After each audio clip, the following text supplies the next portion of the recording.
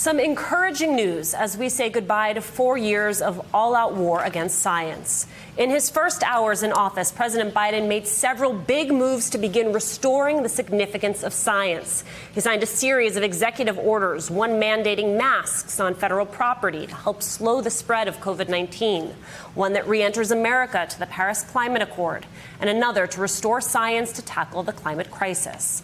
Not only are the orders vital to science and to America, but also a crucial first step in restoring our country's image across the globe.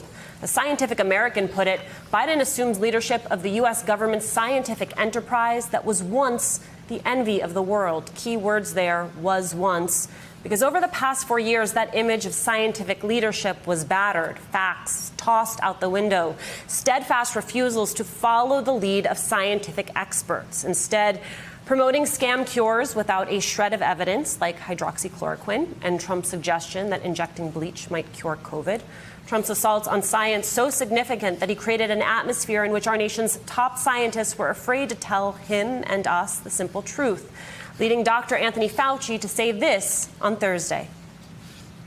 One of the things that we're going to do is to be completely transparent, open, and honest.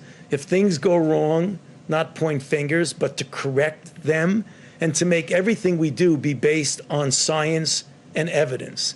I mean, that was literally a conversation I had 15 minutes ago with the president. The idea that you can get up here and talk about what you know, what the evidence, what the science is, and know that's it. Let the science speak.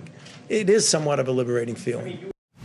So it's clear President Biden has already shifted the federal government's approach to science. Of course, it's not simply enough to rebuild what Trump has destroyed. We must also begin to expand our understanding of science, not just in the White House, but on Capitol Hill, too, which means voters must mandate that the leaders we elect are all in on science. All of us. Bring a clip of an interview we found when looking back on the life and legacy of Larry King, who passed away this weekend at the age of 87.